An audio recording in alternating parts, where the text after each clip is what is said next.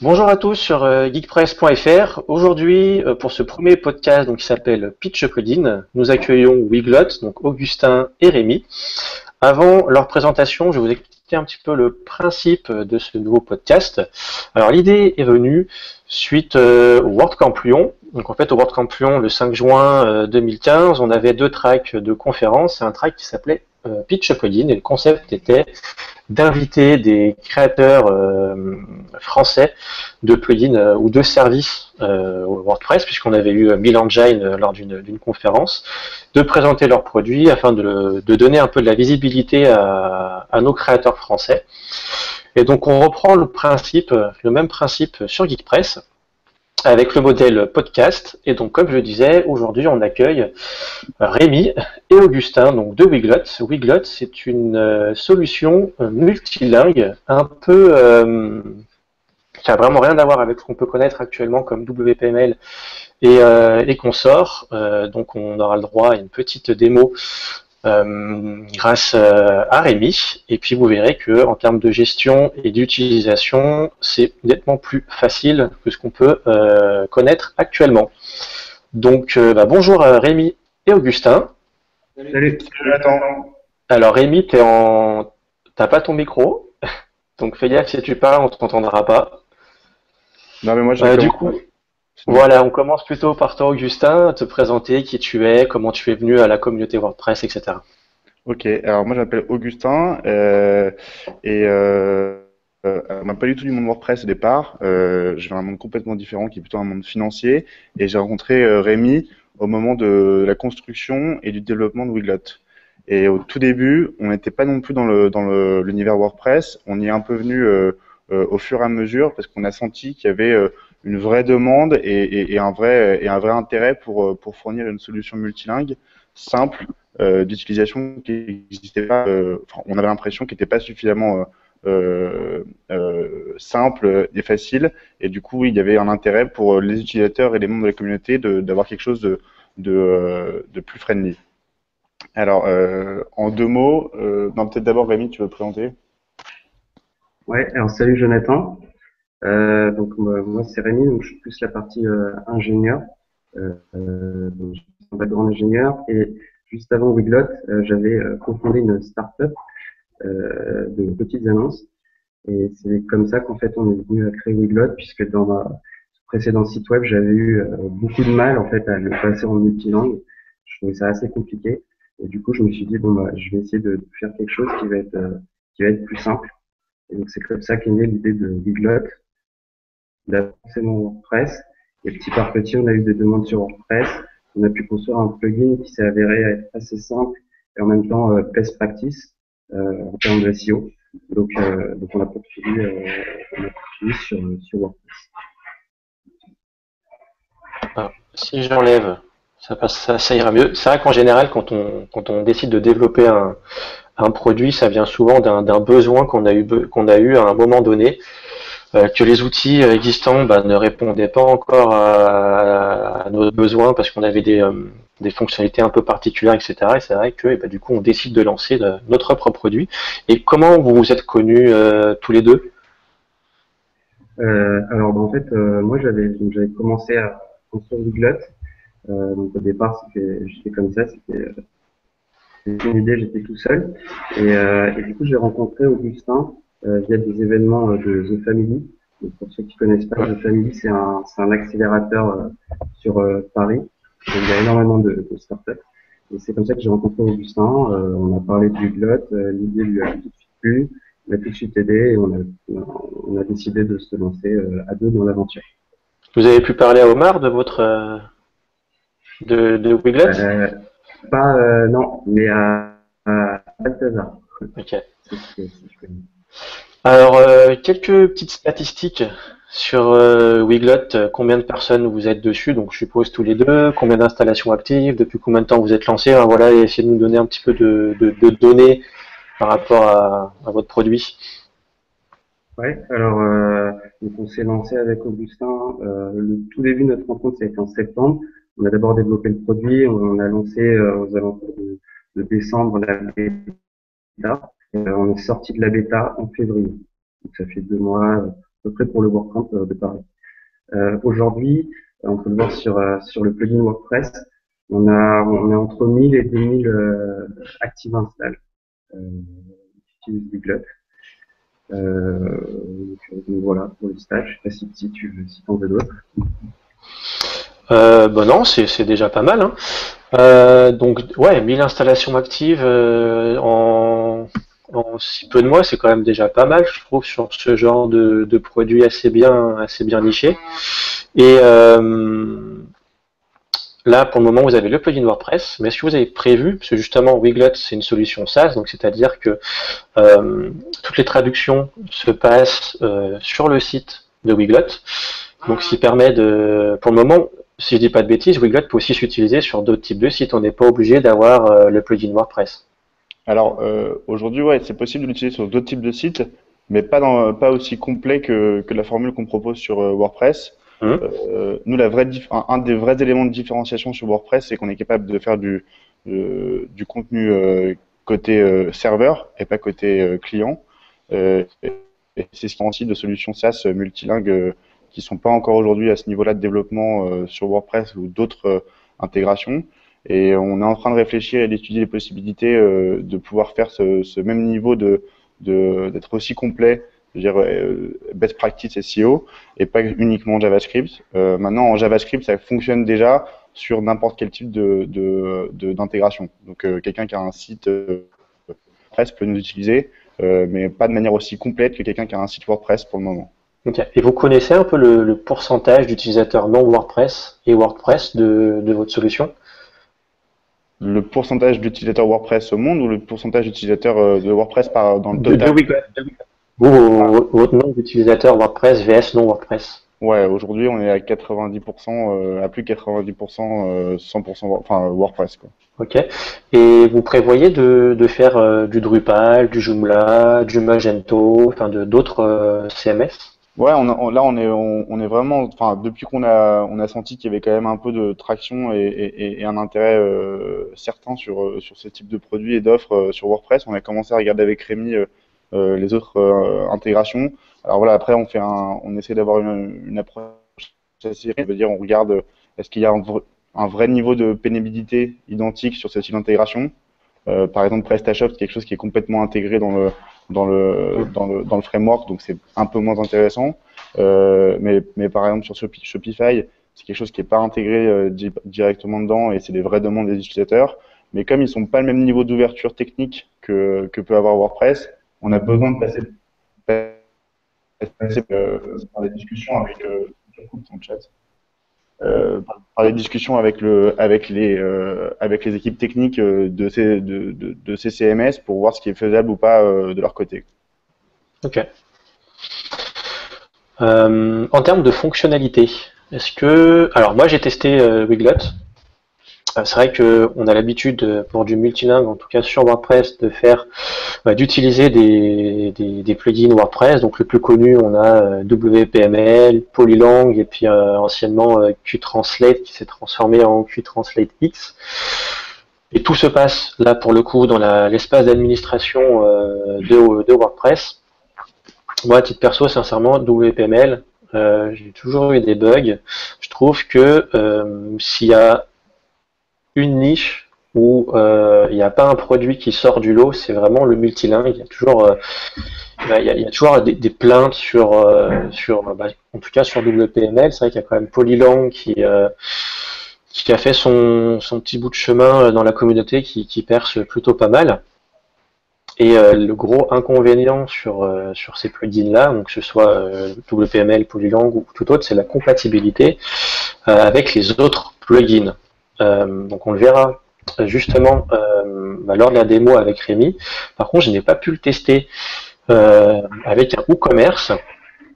Et j'avais une petite question, comment vous gérez cette compatibilité-là de traduction des produits avec WooCommerce?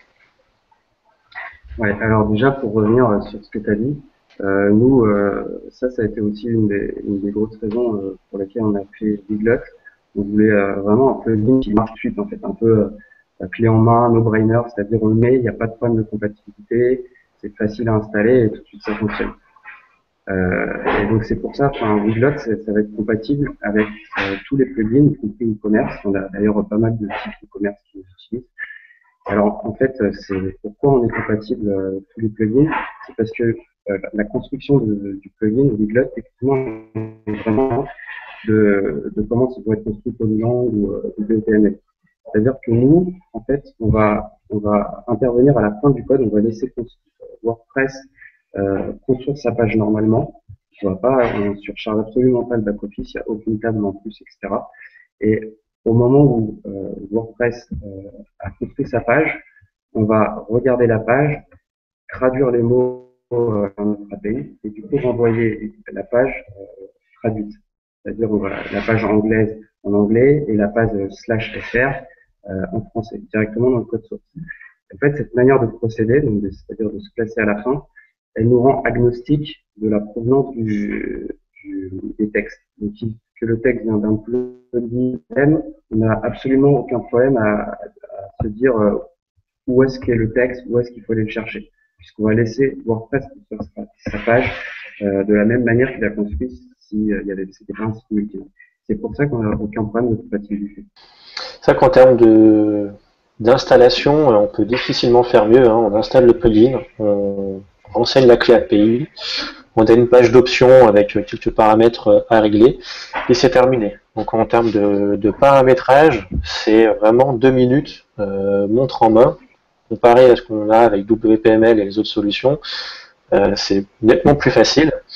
Et l'autre gros avantage qu'on verra par la suite, c'est que tout se passe par la même interface. Et c'est vrai qu'avec des WPML ou des polylangues, des fois on doit un peu mixer avec la traduction via l'administration, la traduction sur certaines chaînes via Poedit avec les .mo, .po.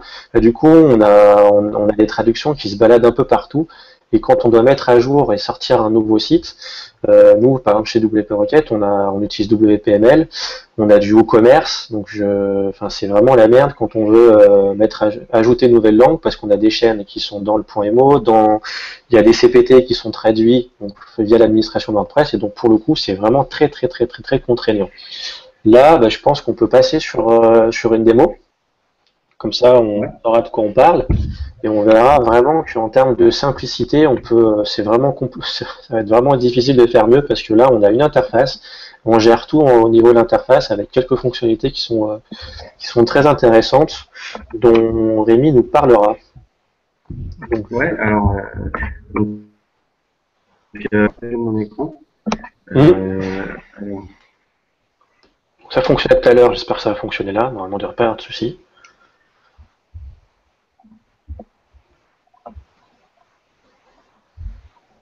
Et je sais pas si vous voyez mon écran là. Ouais, c'est bon. Ok, super. Donc là, j'ai pris un site WordPress, c'est un site de test, wordpress.weglot.com. Donc, pour le passer en multilingue, en fait, on va simplement dans Install plugin, on cherche Weglot.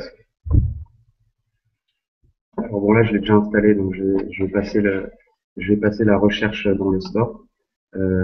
Donc,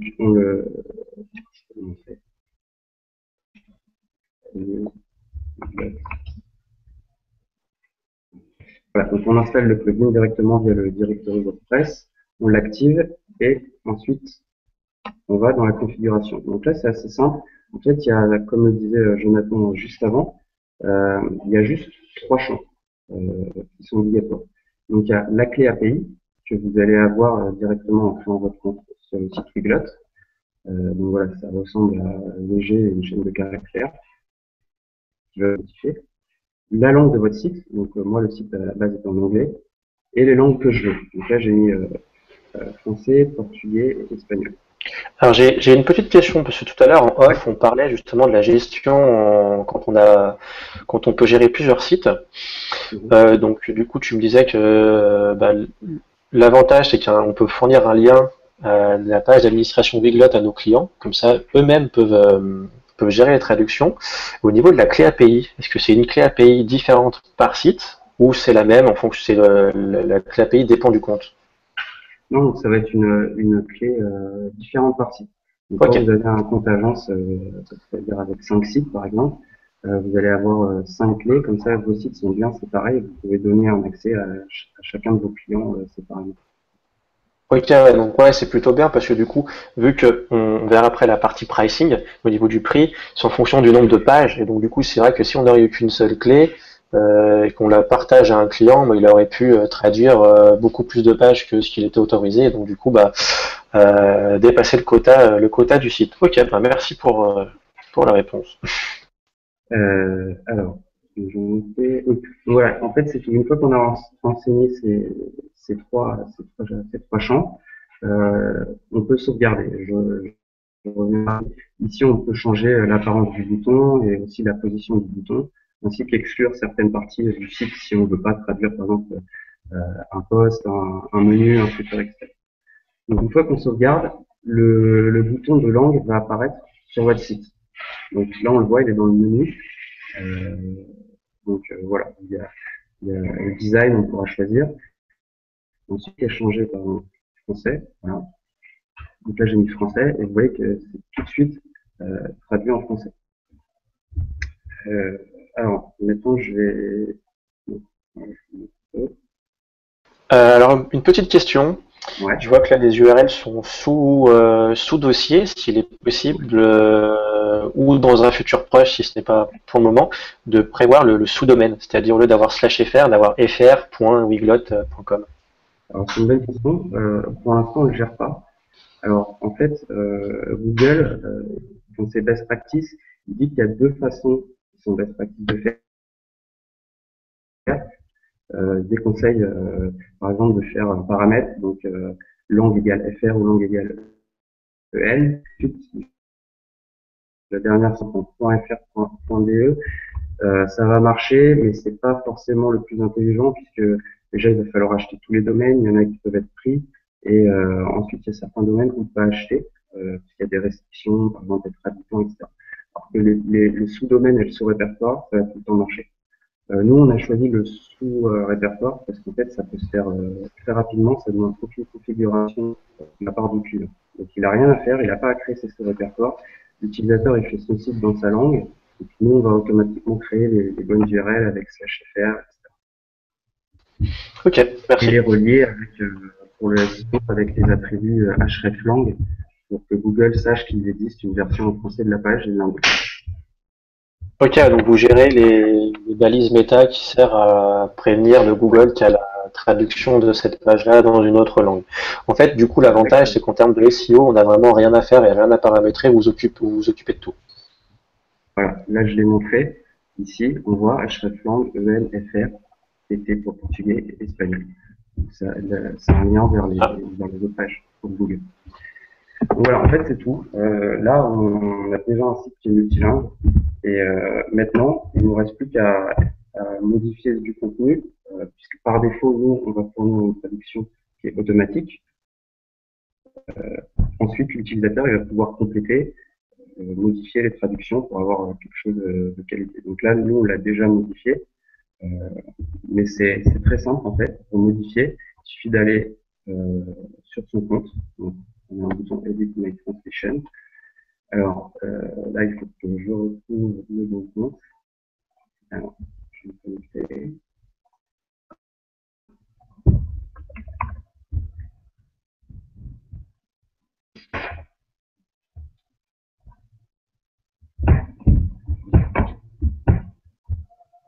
essaye démo en mot de passe. C'est le classique. Alors, je l'ai.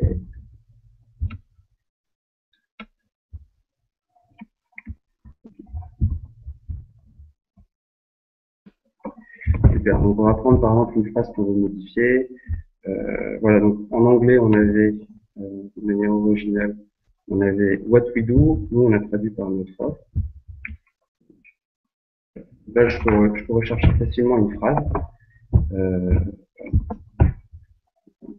donc là, on a notre offre. Disons que je cherche du service. Voilà, donc je corrige. Donc là, on est sur l'anglais. Si on passe sur le français. Voilà, on a nos services directement.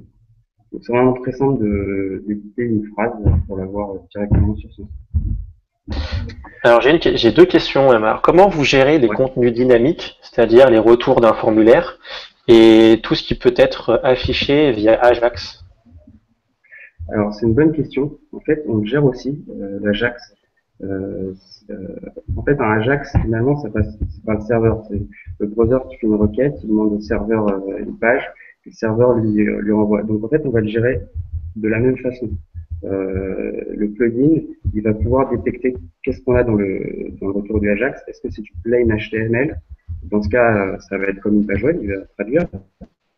JSON, qui à l'intérieur va contenir du HTML, et dans ce cas, on va aussi le traduire. Donc en fait, il y a par exemple sur WooCommerce, il y a pas mal d'utilisation de Ajax. Ça va aussi le traduire. Que je retrouve le bouton Unmute. Ah, ça c'est pas mal du tout.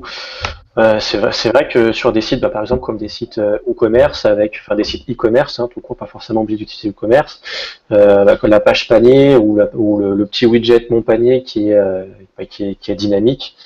En termes de traduction, c'est aussi des problématiques qu'on peut rencontrer. Je vois que vous avez quasiment vraiment pensé à tout sur cette solution. C'est vrai que l'avantage, tu peux nous remontrer un petit peu l'administration. Ce qui nous a aussi beaucoup permis d'améliorer le service, parce que évidemment on l'améliore semaine après semaine. C'est vraiment cette approche SaaS au sein de WordPress, même si c'est pas quelque chose qui est pas très classique. Nous, ça nous permet d'avoir systématiquement et en permanence des retours sur l'utilisation en fait de Wiglot.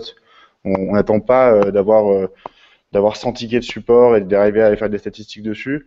On arrive tout de suite à avoir le retour utilisateur qui nous dit bah ça va pas, nous on aimerait bien avoir ça en plus, apporter aidez-nous à traduire l'Ajax. L'Ajax c'est quelque chose qu'on a intégré au fur et à mesure. On a aussi un petit espace qui permet de créer des règles de traduction. C'est quelque chose qui était beaucoup demandé et qu'on a aussi apporté en comprenant bien ce que les utilisateurs aimaient et ce dont ils avaient besoin. C'est parfait ça.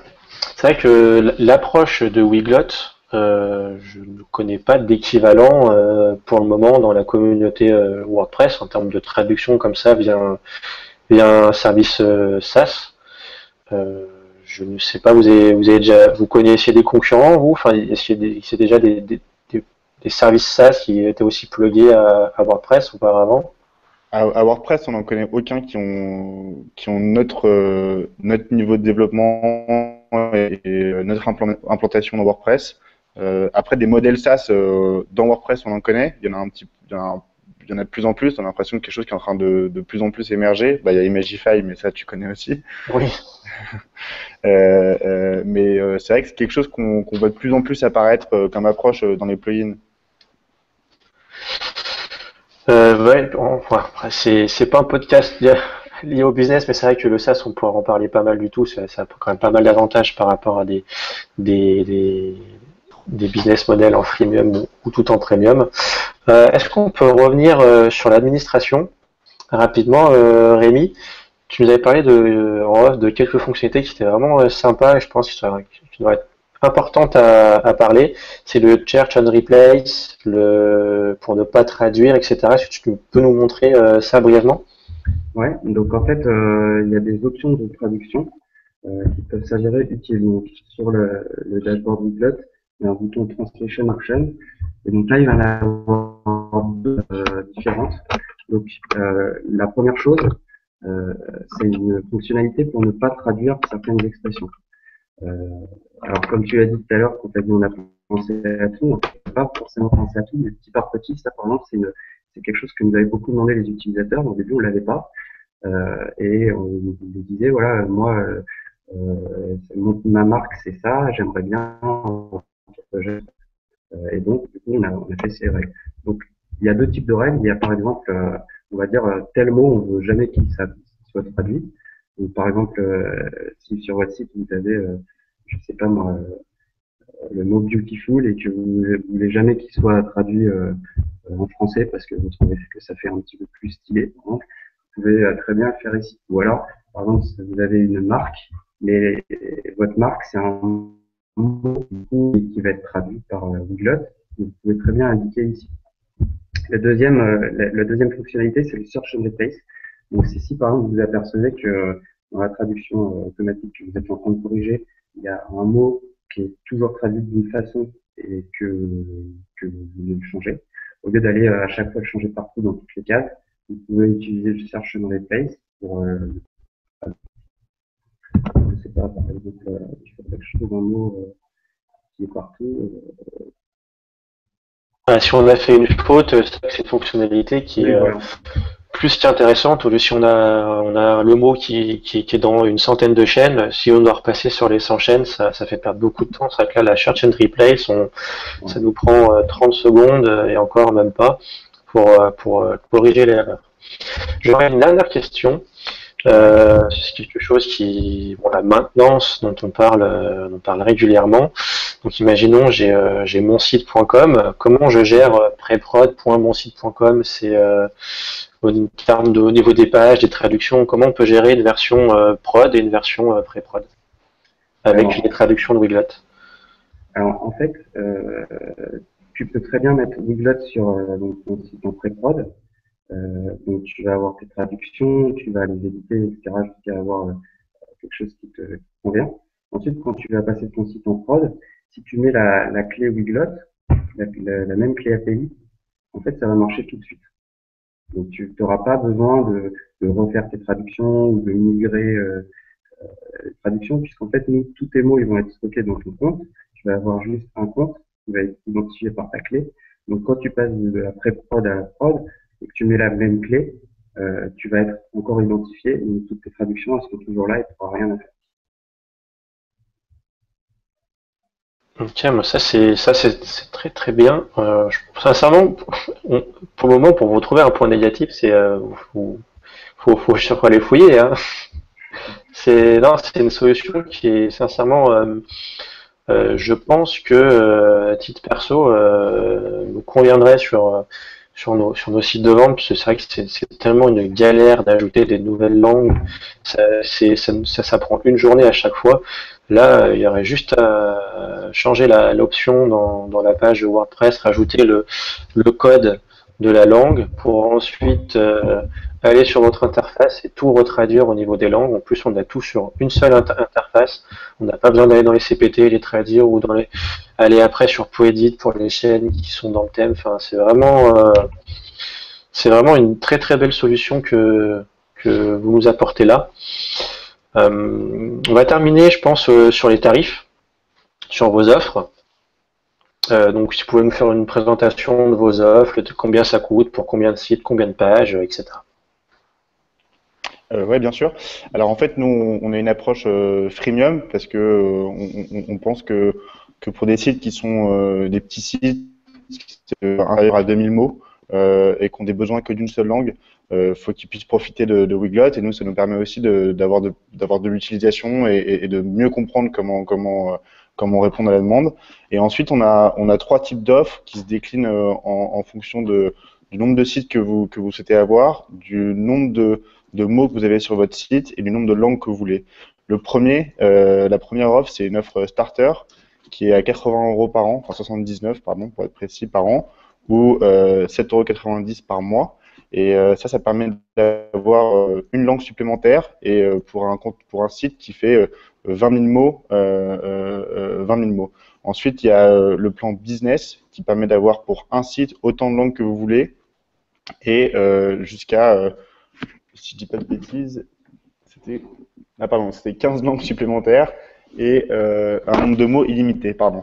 Et ensuite, on a un plan agence qui est un plan pro qui permet d'avoir au départ pour 3 sites un nombre de mots illimités et nombre de langues illimitées. Donc 3 licences en un plan et pouvoir les gérer avec un panel d'administration agence à 290 € par an. Et ensuite, on fait aussi des plans sur mesure quand il y a des besoins qui sont plus grands. On a des agences qui ont des demandes de 7, 10 sites. Et dans ce cas-là, on voit directement avec elles. Euh, On offre aussi la marque blanche dans le cas où dans un plan agence, ce qui permet pour les agences de pouvoir s'approprier complètement la solution et la distribuer elle-même auprès de leurs clients. Donc c'est dans le plugin, enfin dans l'interface WordPress avec le plugin et dans l'interface Wiglot, la marque blanche. Ouais. Ah, c'est cool ça. Ça c'est très bien. Alors je vais faire un petit commentaire au niveau des prix parce que je pense que certaines personnes vont trouver ça cher. C'est vrai qu'on est habitué à avoir du plugin gratuit ou du VPML à je ne sais plus combien, je crois 60. Je crois qu'on a une version à 120 dollars illimitée. Enfin bref, c'est pas très cher du tout. Ouais. Pour ce genre d'utilisation au niveau d'un service SaaS, par exemple le plan à 150 euros par an avec 15 langues, donc ça répond quand même à pas mal de besoins et en nombre de mots illimité. Sincèrement, c'est pas cher du tout. Quand on voit la simplicité de l'outil, comment le temps que ça nous fait gagner sur les temps en production quand on doit déployer une nouvelle langue, c'est sincèrement vraiment très très très abordable. Il faut vraiment pas vous fier sur le prix à premier abord comme ça quand on compare avec les solutions existantes, parce que c'est vraiment un produit qui n'a vraiment rien à voir. Pour le coup, on est sur une solution totalement innovante qui réinvente, hein, je pense que c'est pas faute de le dire, qui réinvente la solution de multilingue, de traduction, qui la simplifie vraiment. Donc, et l'avantage aussi, quand on passe par un service SaaS, alors je généralise bien sûr, hein, il n'y a jamais de règle à 100%, un service SaaS va toujours plus vous apporter d'écoute et de nouvelles fonctionnalités. Ce sont des services qui ont besoin d'avoir beaucoup de retours clients, beaucoup de feedback, et donc du coup, c'est des produits qui vont itérer beaucoup plus. Et donc vous avez beaucoup plus de chances d'avoir un produit qui va évoluer dans un court temps, plutôt qu'un plugin gratuit où en général, c'est des personnes qui le font sur leur temps libre, et donc du coup, vous avez moins de chances d'avoir des nouvelles fonctionnalités arriver ou des fix bugs à arriver dans un court terme. Ouais, merci beaucoup, Jonathan, de parler de ça. C'est vrai que nous, on met aussi on fait un gros effort sur le support parce que c'est à la fois la source de toutes nos nouvelles fonctionnalités, mais aussi la garantie de ce qu'on vend. En fait, on offre quelque chose qui est compatible, performant et qui n'est pas prise de tête. Je crois que Rémi l'avait dit, c'est le choix le plus simple possible et on met tout notre cœur à l'ouvrage pour que ce soit comme ça. Et ça passe aussi par un support dédié où honnêtement, jusqu'à aujourd'hui, on n'a jamais eu de ticket non résolu. C'est vrai que sur des solutions comme ça, surtout sur le multilingue, où des fois on a des besoins assez rapides, c'est comme toujours pareil, hein, sur un support gratuit, on va avoir une réponse sous 2, 3 jours et des fois voire jamais. Là, quand on décide de payer pour un service, vous allez avoir une réponse. Vous connaissez votre réponse moyenne à peu près par ticket? Ouais, en fait, nous, aujourd'hui, on a un live chat qui est sur le site. Mmh. Donc, la plupart du temps, les bugs, ils sont résolus enfin, même pas dans l'heure, hein, immédiatement, on répond. Et sinon, quand c'est pas le cas, c'est maximum 24 heures. Ok, ouais, donc 24 heures, c'est déjà super rapide. Avoir un temps de réponse comme ça sur un support, déjà rien qu'avec ça, on a rentabilisé le prix du plugin, enfin le prix du service plutôt, avec tout le temps qu'on aurait perdu à régler le problème nous-mêmes. Ouais, nous, on se concentre sur l'usage, hein. Encore une fois, l'approche SaaS, c'est se concentrer sur l'utilisation d'un produit et pas sur la vente d'un produit. Nous, on est vraiment dans la maximisation de l'utilisation de notre solution pour que ça fasse gagner le plus de temps possible et que ce soit le plus simple possible pour nos utilisateurs. Sincèrement, vous méritez vraiment à avoir plus de visibilité, vous faire connaître, parce que la solution est vraiment, je le redis une fois, je me répète, mais vraiment innovante. Ça simplifie vraiment la chose, quoi. Je le répète souvent, mais le succès d'un produit, ça passe par deux simples mots, la simplicité et le support. Ouais, j'en ai vraiment marre à chaque fois de WPML, des poédits, etc. Je passe un temps fou à créer des nouvelles langues. Là, sincèrement, vous nous avez apporté une solution clé en main. Et là, toutes ces louanges, je tiens quand même à dire qu'il n'y a pas de, si je me trompe pas, il n'y a pas de système d'affiliation, il n'y aura pas de lien d'affiliation sur la vidéo. Donc c'est vraiment un retour non intéressé sur le produit et le service Wiglot. Merci beaucoup, hein. C'est hyper sympa tous ces compliments. C'est aussi Rémi qui fait un travail incroyable sur le côté technique. Ouais, on essaie tous les deux on s'est un peu inspiré de modèles à la WP Rocket et autres, mais on est vraiment dans cet esprit de tourner vers l'utilisateur en permanence. Continuez, parce que sincèrement, vous avez vraiment un très beau produit. Ça fait plaisir à voir que notre communauté française se met à faire ses propres projets et surtout des projets aussi intéressants. Donc je pense qu'on a dépassé les 20 minutes. Alors, je l'avais pas expliqué au départ et l'objectif aussi des pitch plugins, c'est de proposer des podcasts assez courts de 20 à 30 minutes maximum, pour pas vous endormir avec des podcasts à 1h30. Donc on va s'arrêter là. J'ai plus vraiment de questions. Je pense qu'on a vraiment fait le tour de votre solution. Ça nous a permis de savoir qui vous étiez, comment vous avez créé le produit et surtout voir comment ça fonctionnait. Peut-être que vous avez des choses, Augustin ou Rémi, à ajouter par rapport à ce podcast, à la présentation du produit ou Non, je pense qu'on veut te remercier et toute l'équipe Geekpress de nous avoir donné l'occasion de pouvoir présenter notre produit. C'est pas toujours facile de pouvoir parler de soi, surtout parfois outre-Atlantique. Heureusement qu'en France, on nous offre des fenêtres de médias et c'est toujours un plaisir de pouvoir présenter ce qu'on fait parce qu'au final, c'est aussi le but. Hein, on le fait pour que ce soit utilisé et pour que ça aide les gens. Tout à fait. Et Rémi, le mot de la fin? Je pense que Augustin a tout dit. Donc voilà. Merci de nous avoir conviés à ton premier podcast et puis on suivra les suivants avec intérêt. Parfait. Et ben pour ceux qui nous écoutent, je vous invite à vous abonner à la chaîne YouTube sur le lien qui s'affichera juste en dessous de la vidéo. Et puis Augustin, Rémi, merci pour votre temps. Je vous souhaite vraiment bonne chance pour la suite. Ça, c'est vraiment en tout cas très prometteur. Et puis à nous, je vous dis à très bientôt pour un prochain podcast Pitch Plugin. Au revoir. Salut.